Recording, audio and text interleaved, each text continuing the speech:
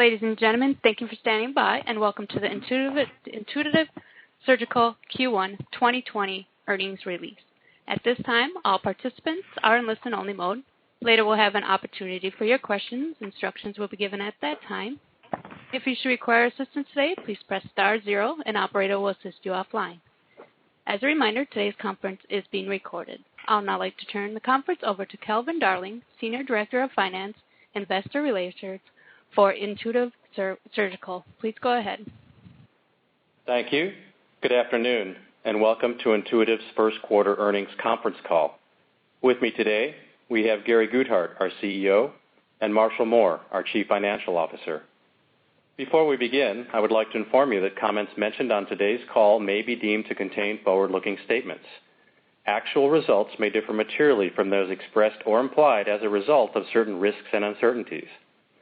These risks and uncertainties are described in detail in our Securities and Exchange Commission filings, including our most recent Form 10-K filed on February 7, 2020. Our SEC filings can be found through our website or at the SEC's website. Investors are cautioned not to place undue reliance on such forward-looking statements. Please note that this conference call will be available for audio replay on our website at intuitive.com on the latest events section under our Investor Relations page. Today's press release and supplementary financial data tables have been posted to our website. In addition, this quarter we have also posted charts illustrating da Vinci procedure trends in Q1, which are intended to provide additional perspective and detail regarding the impact of COVID-19 on our business.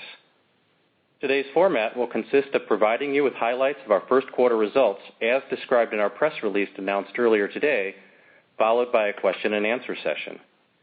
Gary will present the quarter's business and operational highlights. Marshall will provide a review of our financial results. Then I will discuss procedure details. And finally, we will host a question and answer session. With that, I will turn it over to Gary. Thank you for joining us today. Our first quarter 2020 performance reflects the rise of COVID-19 and the global response to it. On this call, we'll describe our experience in the quarter, our framework for engaging those who rely on us, and our priorities and actions in these challenging times. Our focus now and in the past is the safety and well-being of patients, care teams, our communities, and our employees. For the first 2.5 months of the quarter, procedure performance was at the high end of our expectations, with procedure trends consistent with the prior quarters. General surgery in the United States was strong, as was urology outside the United States. As we disclosed previously, recommendations by surgical societies and healthcare organizations to delay certain surgeries to conserve resources for COVID care are having a material impact on surgery broadly, including robotic-assisted surgery. We support government and hospital policies to direct resources to COVID care and recognize these policies vary greatly by region and by hospital system. We are analyzing customer procedure deferrals in response to COVID. Patients undergoing da Vinci procedures do so in response to an underlying disease. While these procedures may be delayed in the short term, without treatment of some sort, the disease and its impairment persist and often worsens. Said simply, the vast majority of these patients will ultimately seek treatment. We are analyzing both the clinical drivers of return to treatment and customer plans and processes to recover. The categories of benign disease and cancer are not entirely predictive of the urgency of surgical intervention.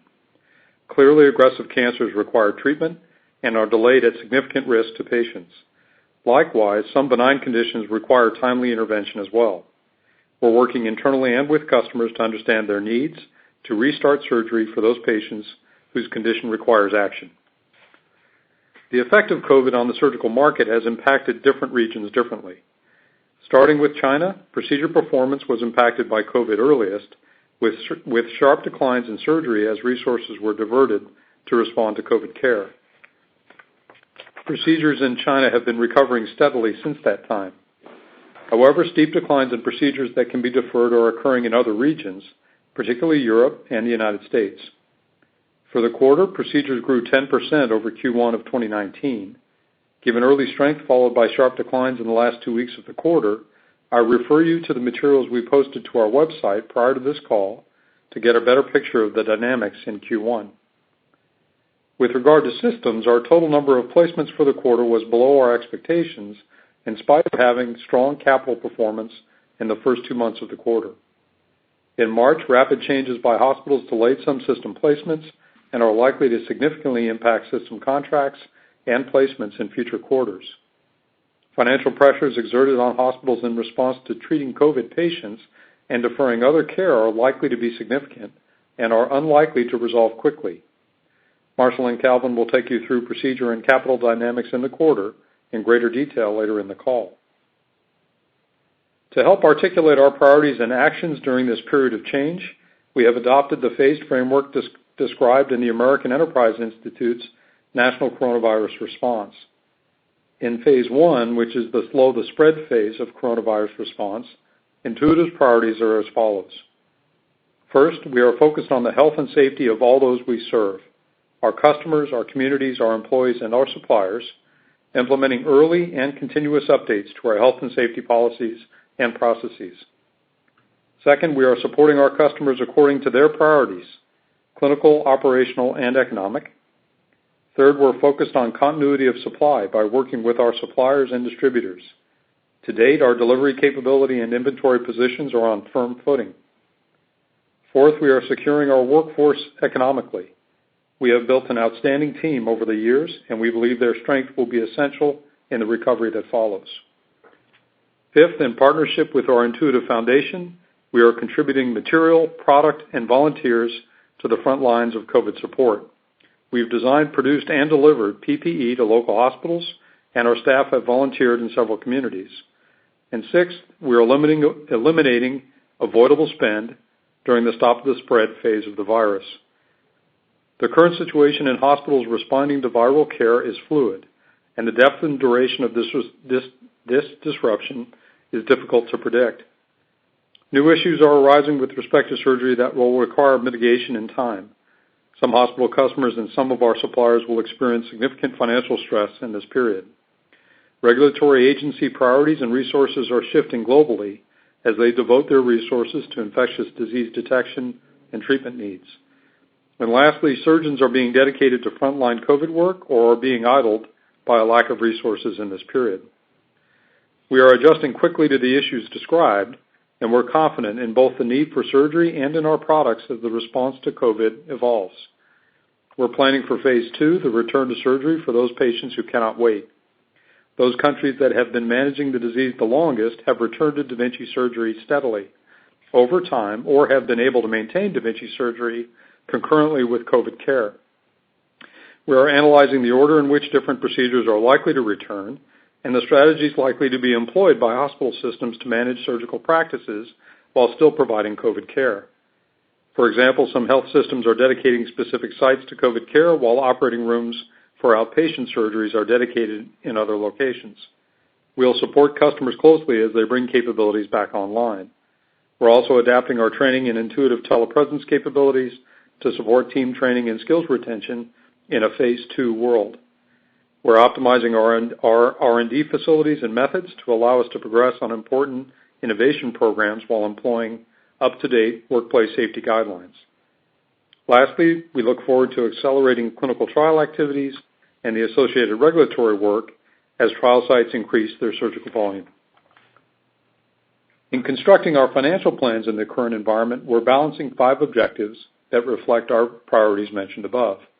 They are, first, customer-focused economic policies that meet their needs during this disruption. Second, employee policies that secure our valuable workforce needed for hospital recovery and to drive our innovation. Third, securing and stabilizing critical supply chain resources. Fourth, eliminating spending that is not effective during this period. For example, pausing hiring in volume-related roles and spend on projects that cannot progress in the current phase. And finally, shareholder policies that don't interfere with the priorities mentioned above. We remain in close contact with our customers, our community representatives, our employees, and our suppliers during this period. While the depth and duration of the current challenges are difficult to predict, the need for both COVID and non-COVID care is clear. Given time and resources, health systems have continued to choose da Vinci. The collaborations and solutions orientation among our stakeholders is clear and inspiring. I believe our long-term opportunity is substantial, and our business is well positioned financially and organizationally to weather this COVID outbreak. I'll now turn the call over to Marshall, who will take you through financial matters in greater detail. Good afternoon. I will describe the highlights of our performance on a non-GAAP or pro forma basis. I will also summarize our GAAP performance later in my prepared remarks. A reconciliation between our pro forma and GAAP results is posted on our website. Procedures and shipments are consistent with our preliminary press release of April 8th. Key business metrics for the first quarter were as follows. First quarter 2020 procedures increased approximately 10% compared with the first quarter of 2019 and decreased approximately 9% compared with last quarter. Procedure growth continues to be driven by general surgery in the U.S. and urology worldwide. Calvin will review details of procedure growth later in this call. First quarter system placements of 237 systems increased 1% compared with 235 systems last year and decreased 29% compared with 336 systems last quarter. We expanded our install base of da Vinci systems by 11% to approximately 5,669 systems. This growth rate compares with 12% in the last quarter and 13% last year. Utilization of clinical systems in the field measured by procedures per system declined approximately 2% compared with 6% growth last quarter and 5% growth last year. Let me walk through the impact of COVID-19 pandemic on procedures and system placements and how it varied by market. Prior to the spread of COVID-19, we experienced procedure growth trends consistent with those experienced in the fourth quarter, including strength in general surgery, growth in mature procedures in the U.S., and growth in OUS urology. We also saw early strength in capital placements, particularly in the U.S., with over half the systems placed in the quarter being arrangements where the sales cycle was mostly completed in the fourth quarter. Beginning in January, we saw a substantial reduction in da Vinci procedures in China, and by early February, procedures per week in China had declined by 90% compared with the weekly rates experienced in early January. As the COVID-19 subsided in China in March, da Vinci procedures began to recover, and by the end of the quarter, China procedures per week were approximately 70% of the early January rate. We saw varied impacts on da Vinci procedures in some other early countries affected by COVID-19. COVID-19 had little impact in Korea and Japan in the quarter, and severe impact in Italy. In summary, the COVID-19 disruption to da Vinci procedures varied by country, and the disruption to worldwide da Vinci procedures was not significant through the middle of March. As the pandemic spread to Western Europe and to the U.S., we experienced a significant decline in da Vinci procedures in the last half of March. Procedures per week in the U.S., which represented approximately 70% of our procedures in 2019, declined approximately 65% relative to earlier in the quarter. Procedures in France, Germany, and the UK also declined, but to a lesser extent than the US. We've provided you with supplemental information on our website to enable you to understand the magnitude of the impacts on procedures and the variation between countries. As I indicated, most of the sales cycle for approximately half of the system placements in the quarter were completed in the fourth quarter. As we progressed through the quarter and the impact of the pandemic progressed, customers deferred decisions to purchase or lease systems into future quarters and in some cases indefinitely. The depth and extent to which COVID-19 will impact individual markets will vary based on the availability of testing capabilities, PPE, ICUs and ORs, medical staff, and government interventions. As COVID-19 continues to spread, it is likely that da Vinci procedures will decline from those experienced in the first quarter. In addition, we would expect that system placements will follow the decline in procedures. While some markets like China appear to be recovering, it is possible that a recurrence of COVID-19 will negatively impact da Vinci procedures, and not all markets will recover at the same pace. Additional revenue statistics and trends are as follows. Utilization of the install base declined by 2% compared with the fourth quarter of 2019, reflecting the impact of the pandemic on procedures coupled with the fourth quarter system placement strength. When procedures increase, customers will first look to utilize existing da Vinci capacity, which is likely to depress capital placements. First quarter placements included a higher concentration of multiple system arrangements with hospitals and IDNs seeking to standardize on fourth-generation systems. Many of these replacements were completed as capital leases. As a result, first quarter trade-ins were higher and operating leases were lower as a percentage of total placements than in the fourth quarter of 2019. We would anticipate in an environment of COVID-19, as economic pressures increase, more customers will seek leasing or alternative financing arrangements than purchases. Trade-in activity can fluctuate and be difficult to predict. However, given the impacts of COVID-19, we expect the number of trade-ins to decrease. We recognized $12 million of lease buyout revenue in the first quarter, compared with $34 million last quarter and $12 million last year. There were no returns of da Vinci systems for leases that ended in the quarter. Lease buyout revenue has varied significantly from quarter to quarter and will likely continue to do so. Instrument and accessory revenue per procedure grew to just over $2,000 per procedure, compared with $1,980 in the fourth quarter of 2019, reflecting instruments and accessory purchases prior to the decline in procedures. We expect that as hospitals adjust inventory levels for lower surgery volumes, instrument and accessory revenue will decrease. 3 of the systems placed in the first quarter were SP systems, reflecting both our measured rollout of SP and the impact of COVID-19.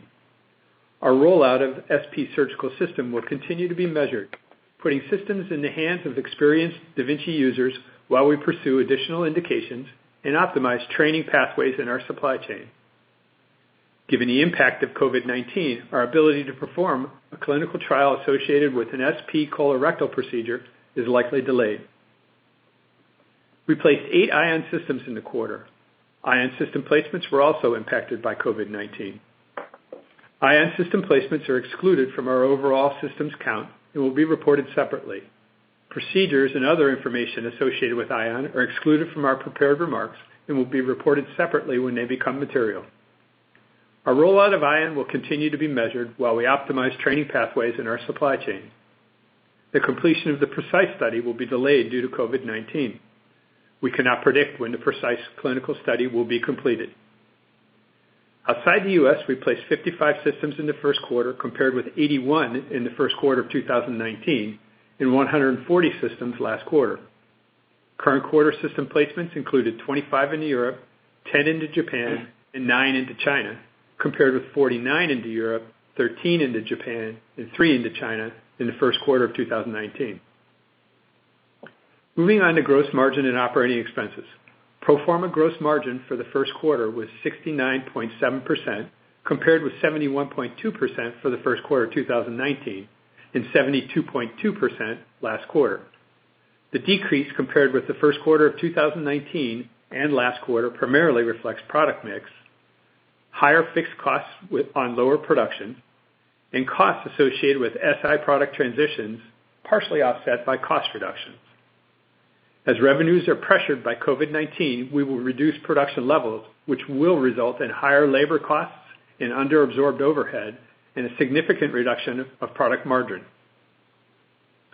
Pro forma operating expenses increased 15% compared with the first quarter of 2019 and decreased 8% compared with last quarter. Spending in the first quarter reflected normal business activities into March and then a curtailment of costs associated with the impact of COVID-19. While certain spending will decrease in the second quarter as a result of the reduction in revenue and activities limited by the pandemic, much of our spending will continue. Major categories of spending and likely trends for the second quarter are as follows. We will continue to support our customers. We will continue to invest in innovation focused on the quadruple aim.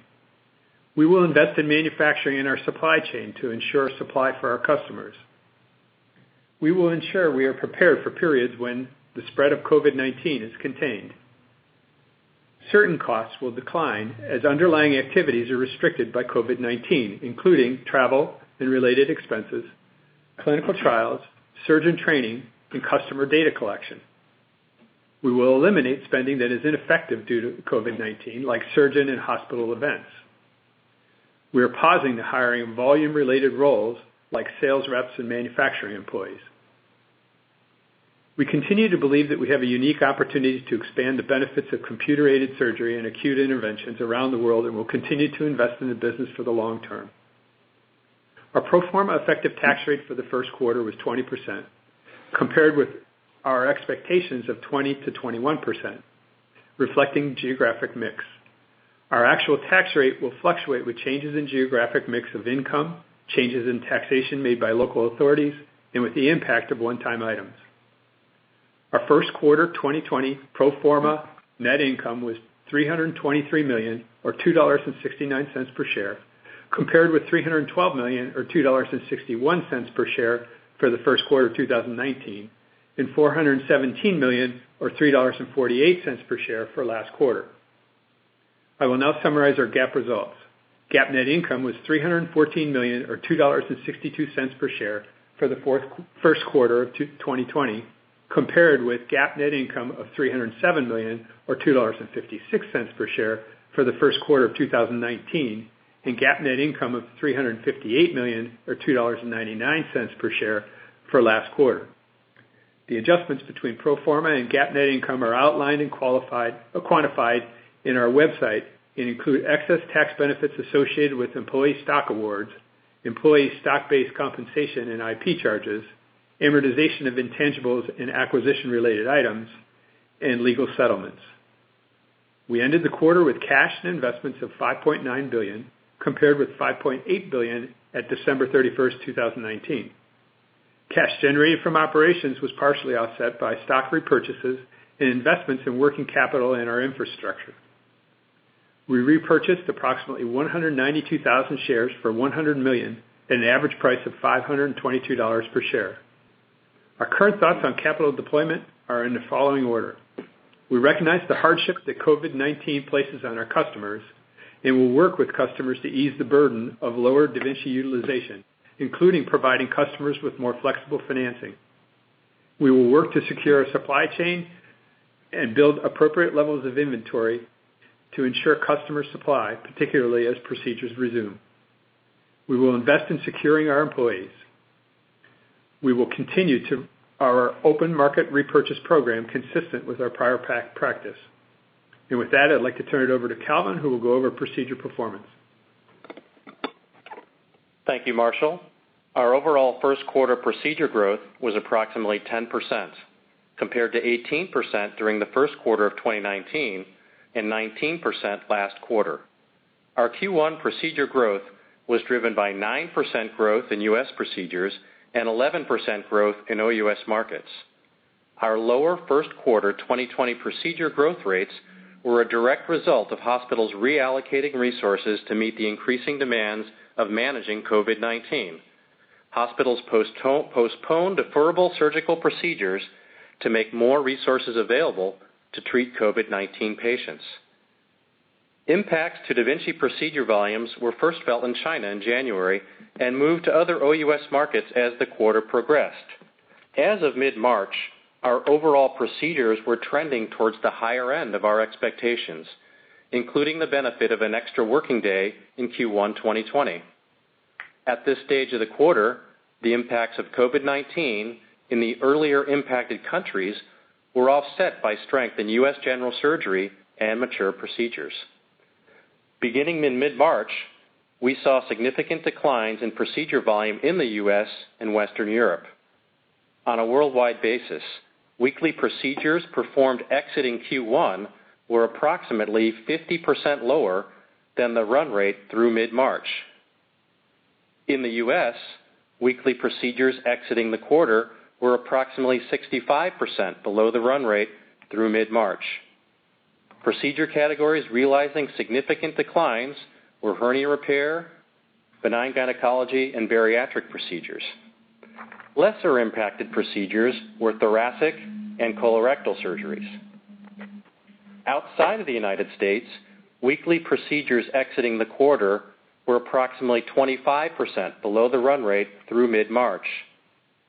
The lower OUS decline primarily reflects procedure volume recoveries in China, offset by broad declines in Western Europe. In Q1, procedures in Japan were less affected by COVID-19. Growth in Japan procedures continued at a growth rate over 40%. We provide these data points to inform investors of the procedure dynamics experienced during the first quarter, which were unprecedented. Due to the uncertain scope and duration of the COVID-19 pandemic and uncertain timing of global recovery and economic normalization, we withdrew our financial and procedure guidance on April 8th. And these Q1 procedure results aren't necessarily indicative of any forward-looking trend. That concludes our prepared comments. We will now open the call to your questions. Ladies and gentlemen, you may do so by pressing 1 and 0. Our first question will come from David Lewis with Morgan Stanley. Please go ahead. Good afternoon. Can you hear me? We can. Hi, David. Okay. Sorry about that. I'm sure it happened.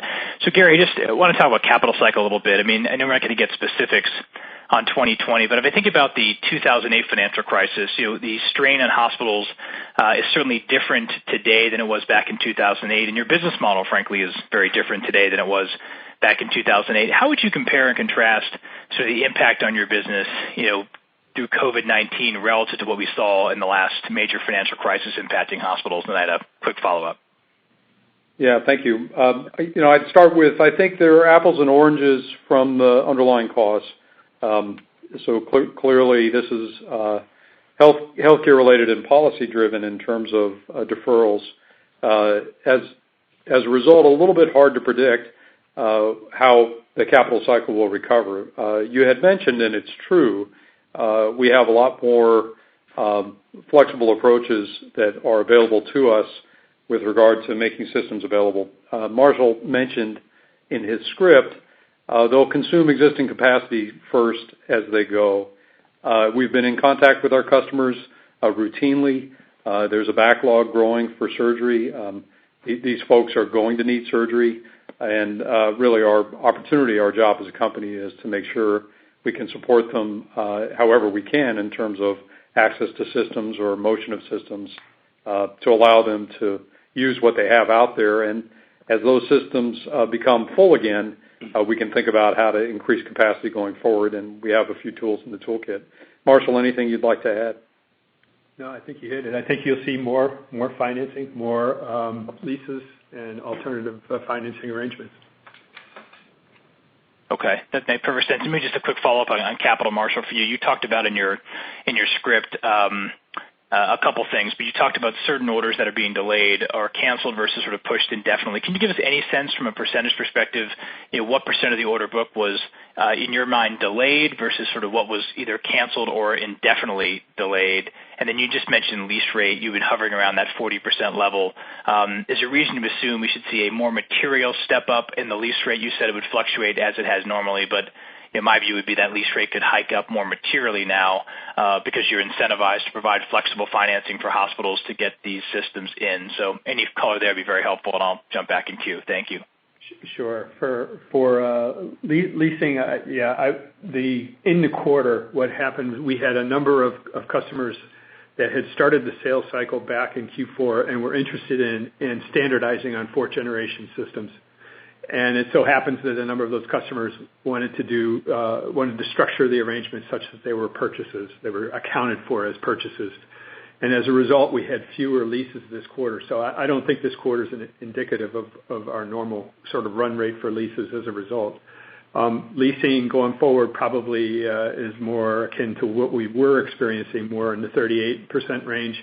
That's under normal circumstances, and I actually believe, given the COVID virus and its impacts, that it'll increase from there. But it's hard to predict, depending on the customer and the circumstances. As far as how many customers may have postponed indefinitely or may have postponed a quarter, the conversations with them are always a little bit, hey, we're going to postpone. And then they sort of throw in words about maybe another quarter, maybe another couple quarters, and some say, well, we'll get back to it, but we don't have a specific timetable. And for those that say that they don't have a specific timetable, that's what I'm referring to as indefinitely. I don't think that there are customers running from robotic surgery. I think they actually want to do robotic surgery, and I think that they'll come back sometime when COVID virus is handled and the procedures come back. Okay, thank you so much. Yep.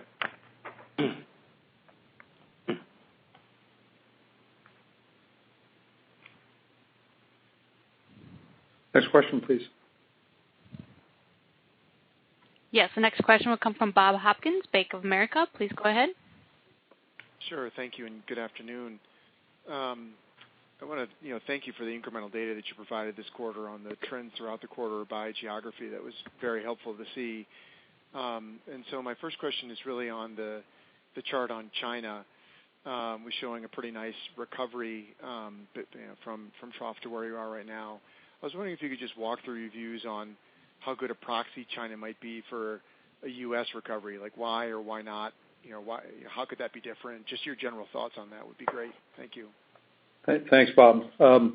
You see in that chart China, you see other countries as well, Japan and so on. And what you can really see is that country policy changes the shape. I think we're encouraged by a couple of things. One is people's interest or customers' interest in using Da Vinci is durable. That's been great. You had asked a specific question of how predictive is China, and I think the answer there is too soon to tell for the rest of the regions. I'm encouraged by it. I think it indicates the durability of demand. Having said that, I think policy matters, and I think how people allocate their healthcare resources are going to change too. You can see in Japan already that the progress of their approach to the disease is evolving, and what that looks like on procedures will evolve. So stay tuned is the short answer. Calvin, anything you'd like to add? No, I think that described it pretty well. Okay. And then just one quick follow-up. Yeah, maybe a comment on why Japan has been so resilient, and then you did mention in the prepared remarks something about, I think I missed it, on one of the clinical trials that's been delayed. I was wondering if you could just highlight or reiterate exactly what you were communicating there. Thank you.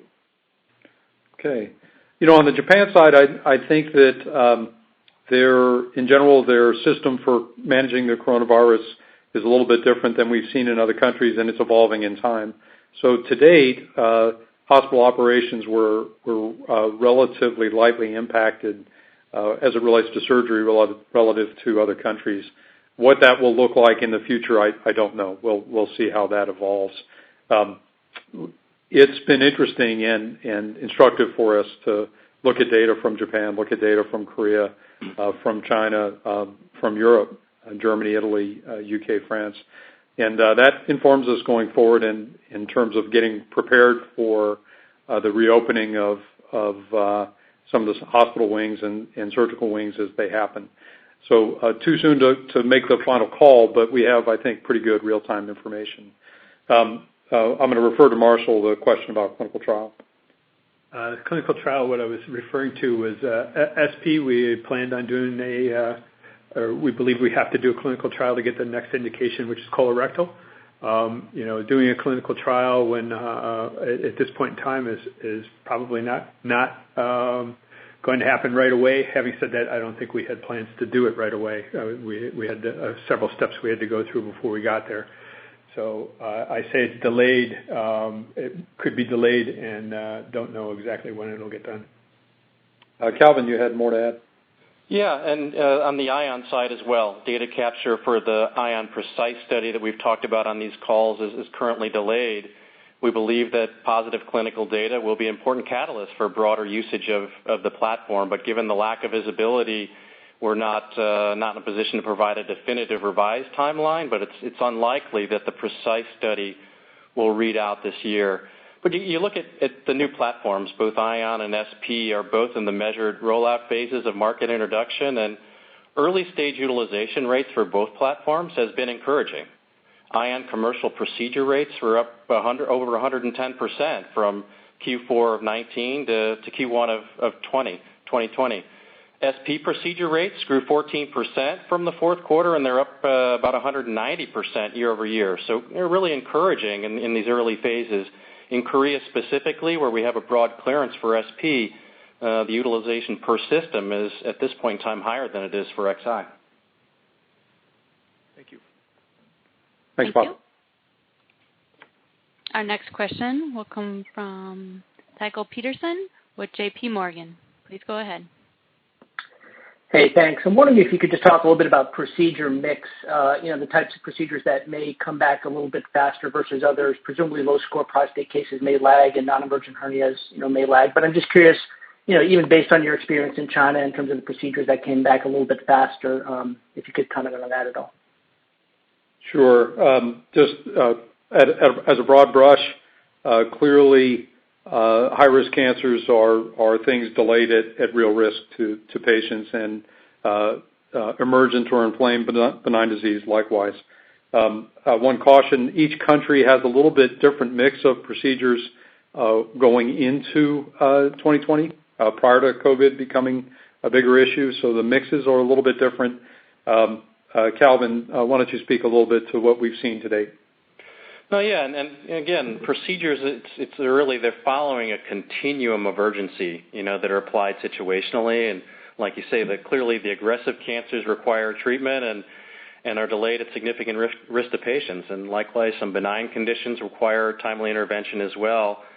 We're working with customers to best understand the segments and, our future plans and we'll elaborate further as the things progress. I've mentioned in the prepared comments, at least in the ending parts of the first quarter, the more impacted procedures were things like hernia repair, benign gynecology and bariatrics, with lesser impacts on things like thoracic procedures and colorectal procedures. On my just personal channel checks, hospitals are now creating large backlogs of patients who are going to need surgery, and I'm encouraged about their commitment to Da Vinci as they go through that. So I think at some point the logistics, the availability of PPE and other resources will start to free up a little bit, and as they have time, then they'll have to attend to that group of patients, and we'll be there to support. And then maybe a follow-up on the capital comments. I appreciate, the nature and the tone of the discussions may shift more toward alternative financing, but can you just talk maybe to the degree to which hospitals are actually engaging in capital discussions at this point, as opposed to, still dealing with COVID work? And also curious in your thoughts on Europe, just given capital outlook there. Thank you. Like I said in prepared remarks, capital demand, we saw deferral of purchase decisions at the end of the quarter. I would expect that to continue. I would expect that also that hospitals, as COVID, as they are able to dedicate resources to the procedures that may be in backlog, that they'll use up existing capacity, and therefore it won't immediately result in capital demand. We still have conversations with some of the hospitals on capital. It's just not possible to predict exactly where it's going to come out for the quarter. With regard to Europe, any color you want to give, Marshall? Europe, we didn't see quite the same level of reduction in terms of procedures at the end of the quarter. That doesn't mean to say that that'll sustain itself. It's possible that as the virus spreads, that there could be additional pressures on procedures. And having said that, capital, as you know, we did 25 systems this quarter, which is what I reported in my prepared remarks. That's far lower than what we had anticipated for the quarter. And so we're seeing the same kinds of interactions with customers in Europe as we are in the U.S. Tycho, you've heard us say this before, and it's really true in the data that this quarter as well. Europe doesn't act as one, so what's happening in Italy feels and looks different than in Germany from our perspective, from France and from the UK. So each will progress a little bit on a little bit different pathway. Okay, thank you. Thanks, Tycho. Thank you. Our next question will come from Larry Biegelsen with Wells Fargo. Please go ahead. Good afternoon. Thanks for taking the questions. One on procedures, one on systems. On procedures, I appreciate the numbers, the percentages you provided us. I think those were exit rates for March, and the slides look like those percentages continue to go down. So I apologize if I missed this, but would you be willing to provide any color on what you've seen in the first couple of weeks here in April, just to give us a better sense to how to think about Q2? And I did have one follow-up. We're not ready to publish what's happened thus far in April. I don't think it's shockingly different from what the beginnings of what you're seeing in the charts we've given you there. But I'd also say that I don't think the next 2 weeks are particularly predictive of anything. I think this will flow globally here over the next weeks and months, and we're really focused on how to make sure that we're supporting our customers well and flow out of it. And Gary, thinking ahead, hospitals are going to be faced with two challenges. I think one is capacity constraints to handle postponed procedures, and second, moving procedures to alternative sites that I think you mentioned in your prepared remarks, like ASCs potentially to isolate non-COVID patients or vice versa. What can you do to help hospitals with these two challenges? Thanks for taking the questions. Yep. Yeah, appreciate it. Well, a couple of things. We are well represented in outpatient departments in hospitals already. We are absolutely able and willing to move systems to locations of care wherever they might be. We do have experience with systems in ASCs to the extent that people want to move into ASC environments. We work fine in those environments. We will be working on getting training and other resources geographically positioned where we think that folks can need additional support as they start to ramp up, recognizing that we don't think a lot of people will be jumping on planes in phase 2, so we can sort of forward deploy our resources to help people as they get ready. And lastly, it's staying in touch with our customers in surgery departments and making sure that we have inventory forward deployed for them for the kind of procedures they want to do. Thanks for taking the questions. Thank you. Thank you. Our next question will come from Rick Weiss. Stifel, please go ahead. Good afternoon. Hi, Gary. Hi, Marshall. A couple of things. Maybe let's start with thinking about the slowdown in capital you've talked about and obviously related procedure decline. And I know I'm looking far ahead, and you're not comfortable really predicting the next quarter. But I just want to think about the recovery. Gary, how do we think about, let's say, if the slowdown in capital persists throughout 2020 or well into 2020, does that suggest that 2020 recovery won't be back to, let's say, 2019 levels, and it would take possibly until 2022 for us to see you get back at sort of a historical growth because of that slowdown in capital, which might be slower to recover and therefore procedures slower to accelerate overall, if you follow what I'm trying to get at. I think the way I'd have you think about it is from the point of view of demand for surgery, demand for robotic-assisted surgery. In that setting, I think the world is queuing up a set of patients who will need care. Makes sense, I understand it. I think conserving of PPE and ICUs and other valuable resources at this time makes sense. As some of those constraints start to loosen, I think everybody will have to adjust and adapt to caring for patients who have other conditions. That is the demand that will drive everything behind it, from INA and other inventory to access to capital and systems. We are well positioned from an inventory point of view. We are well positioned operationally and financially to move systems where they need to go, to put systems out on lease or usage-based models or other things to support customers the way they want to be supported. And we'll be quite agile. So on the capital side, you may see shifts in the way capital is deployed in the way that we're compensated for that capital relative to prior quarters, sort of historical norms. But we'll be leaning forward to help people when they need that help. How fast that happens, I think that has a lot to do with government policy and health system policy as to when they pivot to go treat other patients. That'll determine everything else. Gotcha. And just a sort of a separate but related question, Gary.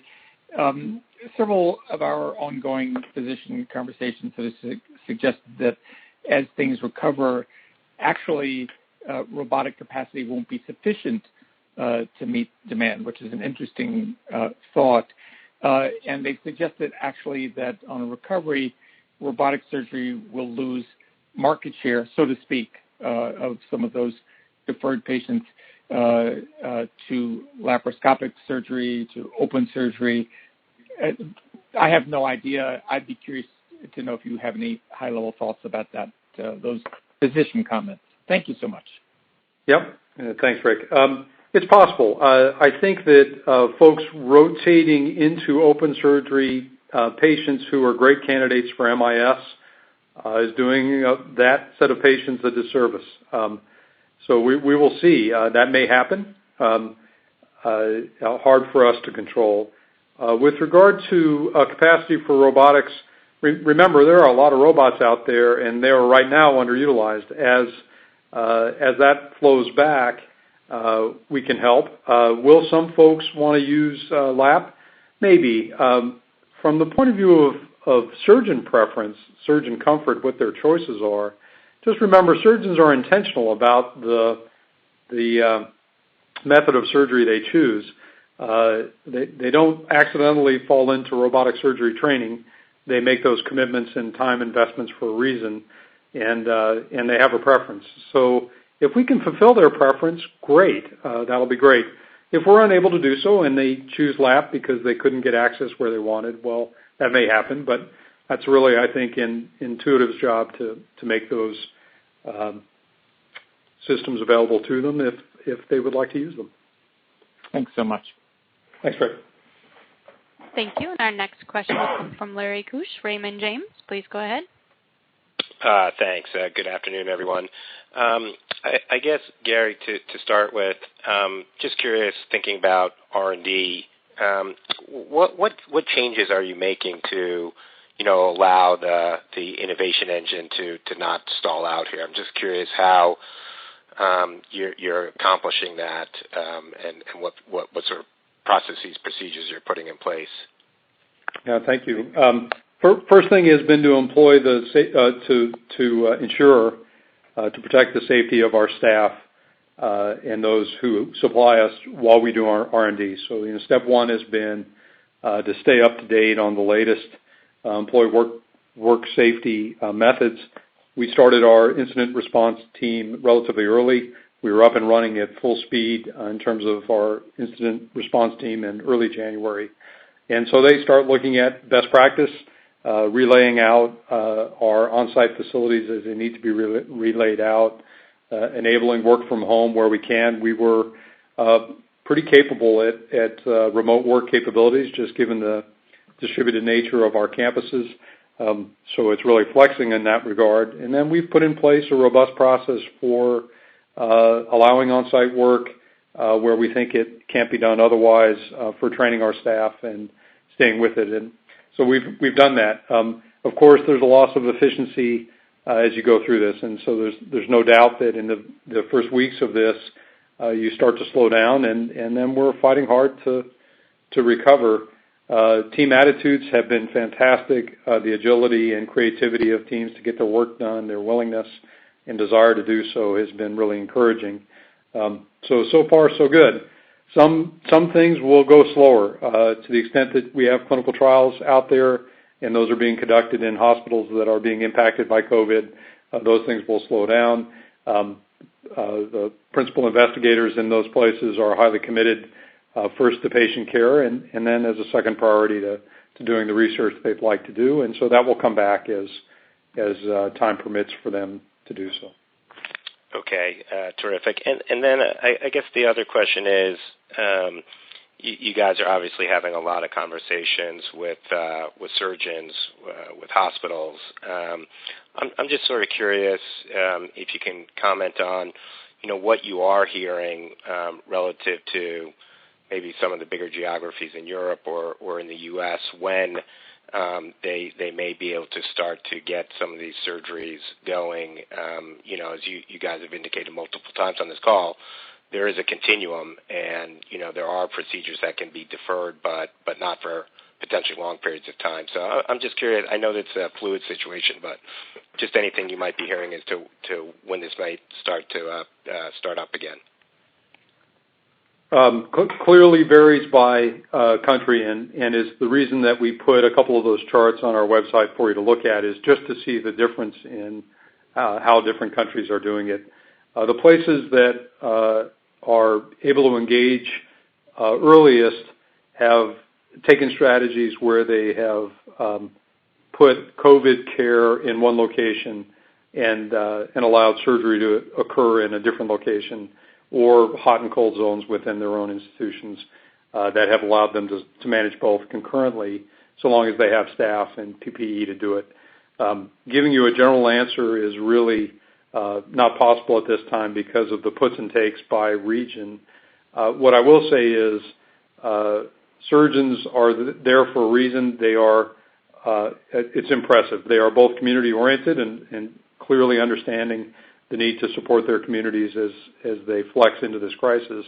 At the same time, they're surgeons and they're looking forward to going back to surgery. The backlogs that you hear about are significant, and they are concerned about those patients who are surgical patients who need care.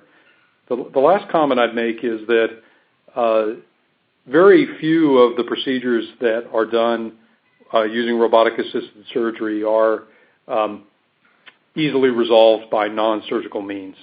That we are in a part of surgery where surgery is by and large the first choice, and as a result, I don't think a lot of these procedures are going to dissolve in time just by waiting. I think they're going to have to be done surgically.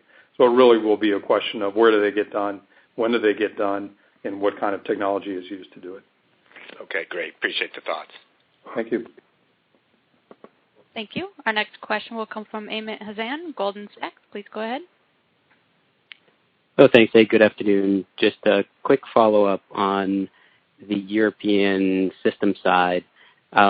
Just thinking about operating leases out there and how that situation might evolve, can you just kind of maybe remind us of, the tendency of certain countries to adopt via leases out there, and whether you're sensing any kind of a change or improvement in that outlook as we think about them being more constrained to spend on capital potentially over the next year or so? Marshall? Yeah, there are limitations as to what you can do within each European country. All of them have different rules as to registration and with different regulators around financing. Having said that, we really had launched leasing in Germany and the UK 2 years ago or so, and France a little bit after that. And we did see a nice uptick in leasing, and particularly in Germany. I think going forward, you'll see leasing in all those markets. We're prepared to be able to offer it. We now understand structures we can do and what the requirements are from a reporting perspective, and I think we're set. So I would anticipate, given the impact of the COVID-19, that we would see additional leasing there. And then just one quick kind of bigger picture, longer term one for Gary. It's early days, but how are you thinking, if at all, about secular changes for hospital systems and healthcare more broadly after this crisis is over, as it kind of relates to your markets? Yeah, I think it's a little too soon to tell. We certainly are thinking about how customers might adapt, and you can think about a few things. I guess I'd focus you on really kind of phase 2 and phase 3 of this coronavirus response. The economy starts opening back up, and we have a fair amount of testing, but you're still dealing with COVID as an uncured disease, how do hospitals manage that? I think that's a lot of where our thoughts are now. That may have to do with site of care and other kind of flexible ways. We think minimally invasive surgery broadly and robotic-assisted surgery is important in that setting. Keeping people out of the hospital, allowing them to recover quickly at home, these are things that I think are generally good for the healthcare system, and there may be some adaptation by health systems to be flexible about how to deliver that, and we're working through that internally and with them, and it gets exciting. What happens after that, as this goes on a couple of years, I think we'll all have to wait and see. Right, Just last questioner, please. Yes, that will come from Matt Taylor, UBS. Please go ahead. Hi, thanks for taking the question. So I just wanted to ask a follow-up question on some of the things you were talking about qualitatively earlier in regards to helping systems when they get back to working normally and helping them be efficient and flex up on the upside. I know you've done some work there with your internal consulting groups to make systems more efficient. Seems to be working, and I was just wondering if you could offer some thoughts on, how much more they could flex up in the short run. What are some of the best practices, and what are the best systems doing with regards to utilization today? Yeah, if you think forward, the major things here have been really making sure that teams are consistent, teams that know how to work together frequently. They know how to parallelize tasks, and they use kind of best practices. It is not limited to robotic surgery, but works really well therein. With regard to how we can help, making sure that training resources are available. We have been investing, as you know, in an intuitive telemedicine network. I'm really pleased that we made that set of investments, and in the future that allows us to project expertise in at a distance. That means people don't have to be on planes. In a post-COVID world, that's probably helpful for us and something that we want to rotate towards as we go. As I said earlier in the call, I think we can forward deploy some of our training resources and help get teams up and running and trained that would help people work through backlogs as best as they can. Great. Thank you very much. All right. Well, thank you. That was our last question. In closing, we continue to believe there's a substantial and durable opportunity to fundamentally improve surgery and acute interventions. During this period, our teams continue to work closely with hospitals, physicians, and care teams to support them in their mission, wherever that may lead. We believe value creation in surgery and acute care is foundationally human. It flows from respect for and understanding of patients and care teams, their needs, and their environment. Thank you for your support. We look forward to talking with you again in 3 months. Thank you. Thank you, and that does conclude your conference for today. Thank you for using AT&T Event Conferencing. You may now disconnect.